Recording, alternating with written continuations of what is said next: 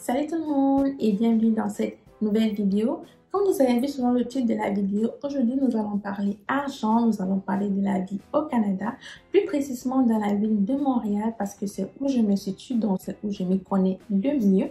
Dans notre cas présentement, nous allons prendre deux exemples distincts pour quelqu'un qui vient étant étudiant et pour quelqu'un qui est salarié, donc travailleur.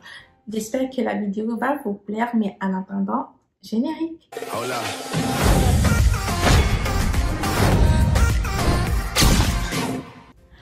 Donc, tout au long de cette vidéo, étant donné que nous allons parler argent, les sommes que je vais vous dire, c'est juste à titre indicatif. Et puis, je vais vous parler en dollars canadiens. Donc, selon l'endroit où vous vous trouvez dans le monde, vous pourrez juste convertir pour savoir exactement de quelle somme je parle dans votre pays. Nous allons commencer par la somme qui va prendre le plus votre argent, c'est-à-dire le loyer. Là, nous allons prendre l'exemple de quelqu'un qui va choisir un 2,5. Il y a les 2,5, les 3,5, les 4,5, les 5,5, etc. Juste pour clarifier, lorsqu'on parle de 2,5, ça veut dire que c'est un appartement, une chambre, puis ta salle de bain est comptée pour demi, ton salon et ta cuisine sont dans une et même pièce. Et maintenant, lorsqu'on parle de 3,5, ça veut dire que ton salon et ta cuisine sont dans deux pièces différentes, c'est toujours une chambre, et puis ta salle de bain est comptée pour demi. Maintenant, plus les pièces vont augmenter, plus ça aura maintenant un impact sur les chambres. Par exemple, un 4,5, c'est 2 chambres. Un 5,5, c'est 3 chambres. Un 3,5 présentement à Montréal, ça coûte entre 935 $ et 1095 $. Je vais vous laisser une capture d'écran pour que vous voyez exactement. Pour quelqu'un, c'est juste une chambre, je tiens à préciser. Les 4,5, c'est entre les 1090 et 1470. 5,5, donc c'est-à-dire 3 chambres, c'est dans les plus de 1500 $ présentement à Montréal. Donc c'est ouf. Je vous conseillerais, si vous venez vraiment seul, choisissez un 2,5 pour un début et puis basta. Ouais. Maintenant, question nourriture. L'épicerie aussi. Donc nourriture, c'est épicerie. L'épicerie présentement, ça coûte extrêmement cher. C'est-à-dire que tu vas aller pour remplir ton chariot de nourriture et ça va te coûter dans les 400 $. Disons, aux 2 semaines, tu es quelqu'un qui mange comme moi, qui habite seul, qui mange comme moi. Aux 2 semaines, tu vas dépenser dans les 250 $ pour l'épicerie. Aux 2 semaines. Donc, je dépense environ dans les 500 $ par mois. Bon, je suis quelqu'un qui mange quand même beaucoup. Donc, ça dépend maintenant de toi.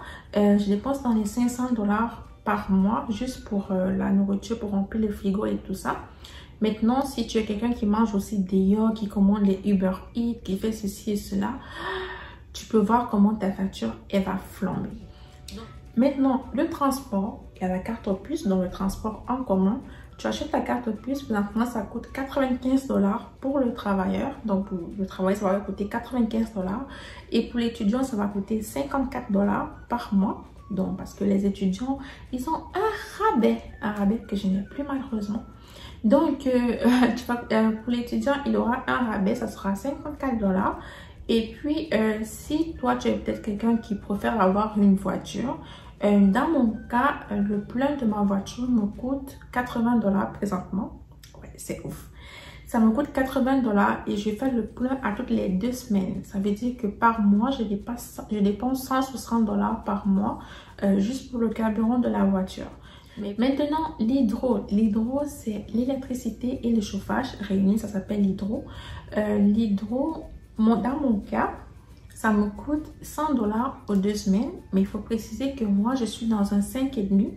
Donc, j'ai à ma possession 3 chambres, un salon, une cuisine, une salle de bain. Ce qui fait que peut-être c'est pour ça que ça sera plus cher normalement que le cas de quelqu'un qui prend un 2,5. Donc, moi, dans mon cas, je paye 100 $ aux 2 mois, donc 50 $ par mois en été. Et en hiver, je paye 450 $ aux 2 mois pour le même endroit. Donc, dans le cas de quelqu'un qui est dans un 2,5, normalement, les 2,5, tout est inclus dans le loyer, c'est-à-dire chauffage et tout ça. Généralement, pas le chauffage, mais généralement, c'est inclus. Donc, pendant le cas que ce n'est pas inclus, il faut vraiment prendre le pire des cas. Il ne faut pas se dire que tout tout est donné. Prenons dans le cas où ce n'est pas inclus et que tu payes, disons, tu payes 50 $ par mois pour l'hydro. Donc, on va mettre 50 $, 50 $ pour les deux cas. Maintenant, l'Internet, si tu vis seul comme moi, moi, ça me coûte 60 $ par mois.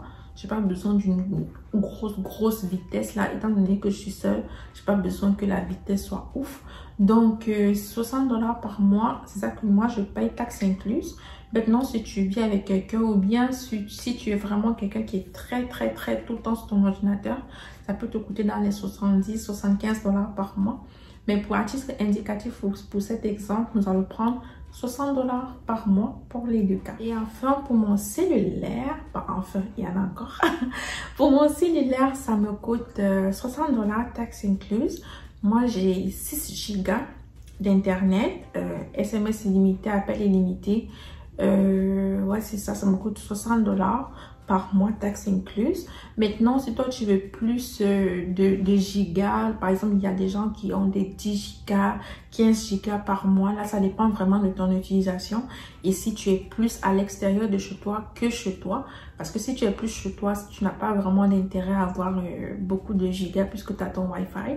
Mais si tu es vraiment plus à l'extérieur, je te conseille de prendre beaucoup de gigas. On va maintenant parler de tes revenus.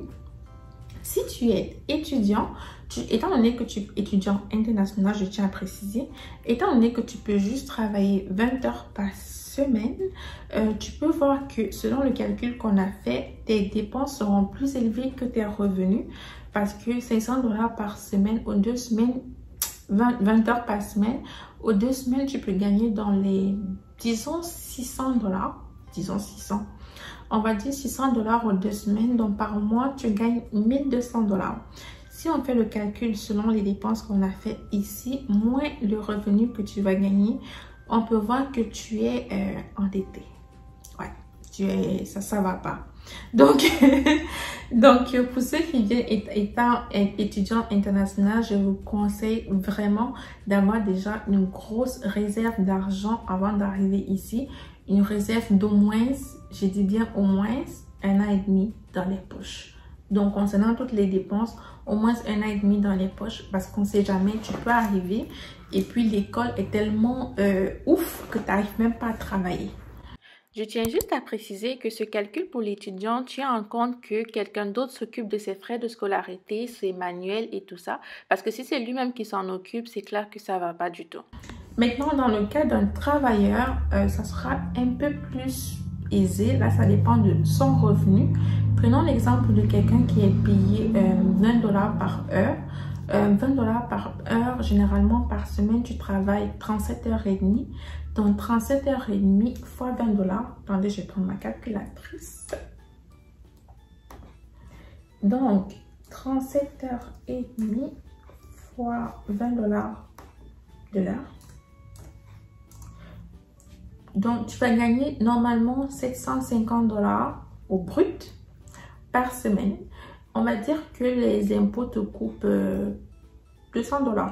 On va dire ça. Donc, ça veut dire que tu vas gagner 550 $. 550 $ par semaine. On fait x4 pour trouver ce que tu gagnes par mois. Tu vas gagner 2200 $ par mois. Donc, 2200 $ par mois, moins les dépenses que j'ai citées tantôt pour un travailleur, il aura ça honnête. Donc, il va lui rester ça. Donc, il y a maintenant les gens qui aiment commander sur Uber Eats, des gens qui aiment faire du shopping, des gens qui, donc là, maintenant, tes dépenses augmentent. Il y a la coiffure, il y a les filles qui aiment faire leurs ongles, leurs cils, tout ça. Donc, là, c'est vraiment... Là, c'est d'autres charges que tu ne fais qu'ajouter. Donc, vivre au Canada, en fait, il faut... c'est soit tu baisses tes charges. Tu peux baisser tes charges, par exemple, en allant vivre en colocation avec quelqu'un d'autre. Tu viens en colocation avec quelqu'un d'autre, c'est-à-dire que toutes vos charges sont divisées en deux. L'électricité, le chauffage, l'Internet, le loyer, etc. C'est divisé en deux, ce qui fait que tes dépenses peuvent vraiment diminuer comme ça. Et même l'épicerie, ça peut diminuer. Vous pouvez décider que vous partagez les sommes et tout. ça peut vraiment diminuer. Donc, c'est soit tu baisses tes dépenses, soit tu augmentes ton revenu et tu pars chercher, je sais pas, un travail qui te paye dans les 30 $ de l'heure ou des trucs comme ça. Donc, voilà. Selon les dépenses que j'ai données, je te conseille franchement d'ajouter minimum 500 $ dans tes dépenses parce que dans ce Canada, le mot « on ne sait jamais » n'a jamais été aussi bien employé parce que dans ce Canada, tu ne sais jamais où ton argent s'en va. Tu te rends juste compte qu'il ne te reste plus rien. Donc, ceci met fin à cette petite vidéo. J'espère qu'elle vous a plu. Si vous avez des questions, n'hésitez pas à les mettre en commentaire. Ça me fera plaisir de répondre à vos préoccupations. Et puis, nous, on se retrouve la semaine prochaine pour une nouvelle vidéo. Bisous!